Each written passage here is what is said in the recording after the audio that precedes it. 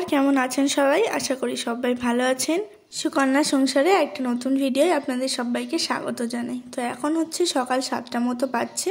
আমি কিন্তু আজকে ভোর 4টের সময় উঠেছি, উঠে রান্নাবান্না করে রেডি হয়ে বেরিয়ে পড়েছি। আজকে রথ পূর্ণিমা, আমাদের পাড়ার রথের সামনে দিয়ে আমরা আজকে বেরোলাম। জয় জগন্নাথ বলতে বলতে বেরিয়ে পড়লাম। তোমরা হয়তো দেখে বুঝতে পারছো যে আমরা গাড়ি করে যাচ্ছি। তো তোমরা হয়তো এটা ভাববে যে আমরা বেড়াতে যাচ্ছি। না, বেড়াতে ঠিক যাচ্ছি না। আজকে কাকিমাকে নিয়ে যাচ্ছি কলকাতা। কাকিমার একটা ছোট অপারেশন আছে, তো সেটার জন্য কাকিমাকে আজকে ভর্তি করতে যাচ্ছি। আর এখন কলকাতার সামনাসামনি আছি। তো এই হসপিটালটা হচ্ছে সল্টলেকে। তো তোমরা অনেকেই চিনবে আনন্দলোক হসপিটালটার নাম। তো সেখানে এসে একটু বসেছিলাম, আর সামনেই দেখলাম কি সুন্দর ঠাকুর। সারা হসপিটালটায় ঠাকুরে ঘেরা, দেখলে বোঝাই যাবে না যেটা একটা হসপিটাল। প্রায় 2 ঘন্টা বসে থাকার পর আমরা এখন বেরিয়েছি বাইরে, কারণ খিদে পেয়ে গেছে। যেহেতু আমরা সকাল 7টায় বেরিয়েছি, তেমন কেউ কিছু খেয়ে আসেনি, সবাই একটু চা বিস্কুট খেয়ে এসেছি। আর এখন বেলা 11টা বাজছে, মাথার ওপর রোদও উঠেছে। এই দেখো হসপিটালের মাথাটা, 10তলা বিল্ডিং একটা। তো চলো একটা খাবার ভালো দোকান খুলে আমরা এখানে লুচি আর ঘুগনি খেতে বসে গিয়েছিলাম। যে যার পছন্দের জিনিস খেয়েছিল। কে কে এসেছি সেটা বলে দিই। কাকিমা এসেছে, কাকু এসেছে, আর সঙ্গে আমরা 3 ভাই বোন, নতুনদা, ছোটদা, আমি আর বড় বৌদি।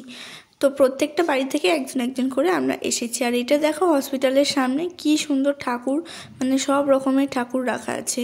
দেখে কেউ বুঝতে পারবে না যে এটা হসপিটাল না একটা মন্দির। এত সুন্দরভাবে চারিদিকটা সাজানো, খুব পরিষ্কার পরিচ্ছন্ন, পরিপাটি একদম।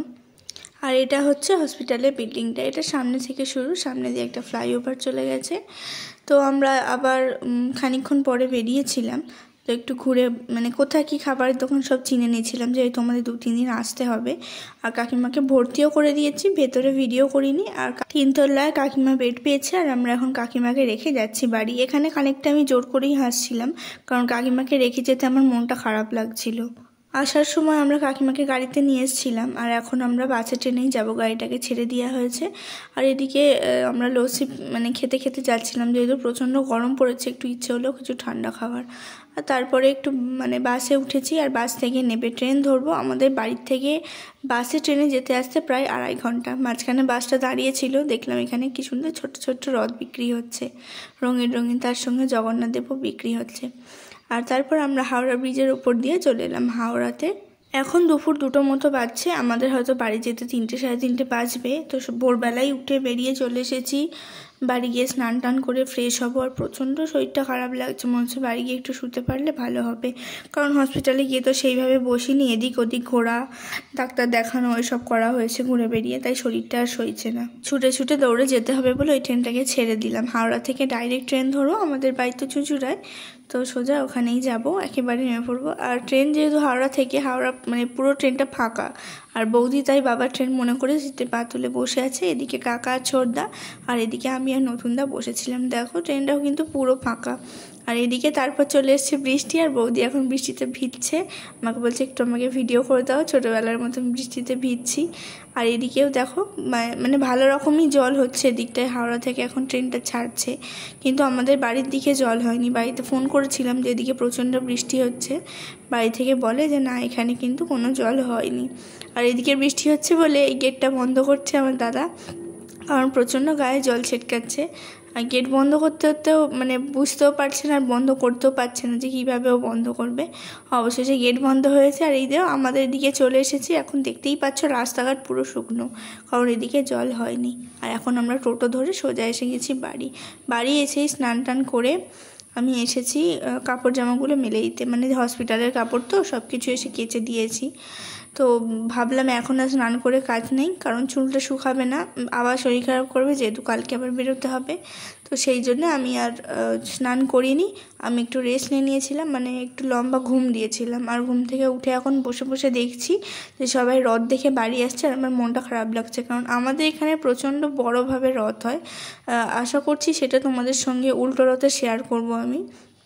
যেহেতু রথের দিন মা বলতো রথের দিন জিলিপি আর পাঁপড় ভাজা খেতে হয়, জিলিপিটা তো আনিনি, মানে কেউ বাড়িতে নেই যে নিয়ে আসবে, আর সেরকম মনের অবস্থাও নেই যে আমি জিলিপি নিয়ে এসে খাবো। সেই কারণে একটু পাঁপড় ছিল, আমি চেষ্টা করলাম যে পাঁপড়টাকে একটু ভাজি, ভেজে একটু সবাই মিলে খাবো। কিন্তু যতই আমাদের মন খারাপ হোক 2-3 জনের জন্য আমাদের ভালো থাকতে হচ্ছে, কারণ কাকার মনটা খারাপ হচ্ছে আর ভাই বোনও যথেষ্ট ছোট ছোট, ওদের মনটা খারাপ হচ্ছে। ওদের দুজনকে খুশি রাখার জন্যে আমরা সবাই মিলে খুশি আছি। তো এখন 2 দিন পরে হবে ছুটি কাকিমার, কালকে অপারেশন আছে। আমার শরীর যদি ঠিক থাকে কালকে আমি যাব। আর আমি এখন বসে বসে পাঁপড় খাচ্ছিলাম। আর বোনকে দেখো, বোন সকাল থেকে ছিল বৌদির কাছে, নতুন বৌদির কাছে ছিল। তো সেখানে সুন্দরভাবে মেকআপ করে সেজেগুজে বসেছিল, মানে ওকে খুশি রাখার জন্যে ওকে একটু ভালোভাবে সাজিয়ে দিয়েছিল। আর ওর জন্য এনেছিলাম বাদাম চা, ও সেটাই এখন নিতে গেল। ও সকালে বলে গেছিলো যে আমার জন্য বাদাম চা নিয়ে আসবে। ও একটু বসে বসে আমাদের সঙ্গে পাঁপড় খেলো, আমার কাছেই বসেছিল ও পড়তে। আর আমি এদিকে সবজি কাটবো বলে বসেছিলাম, সবজি কাটছি। আর ও বললো তাই দিদিভাই আমার একটু পড়া বাকি আছে, আমাকে একটু পড়িয়ে দাও। তো ওকে পড়াতে পড়াতে আমি এদিকে সবজি কাটাকাটি করছিলাম। আর তারপরে ও বললো আজকে আমি তোমার কাছে থাকবো, আমার বাড়িতে ভালো লাগছে না, মায়ের জন্য মন খারাপ করছে।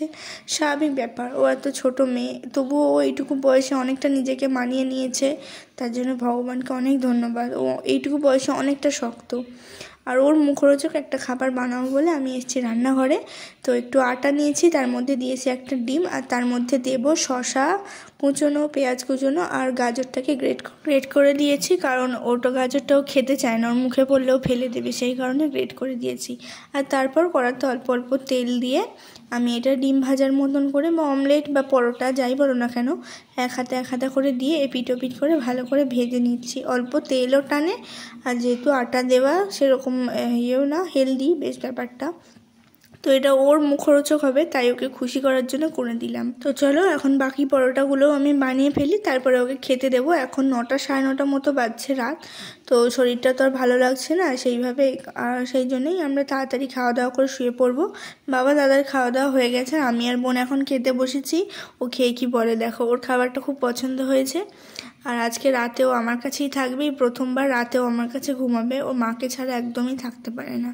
তো যেহেতু ওর মা বাড়িতে নেই, তাই আমি ওকে চেষ্টা করছি সামলে রাখার, ভালো রাখার, দিদি হিসাবে যেইটুকু পারি ওকে দেখে রাখছি। তো চলো আজকের ভিডিওটা বেশি বড় করছি না, এখানেই শেষ করছি।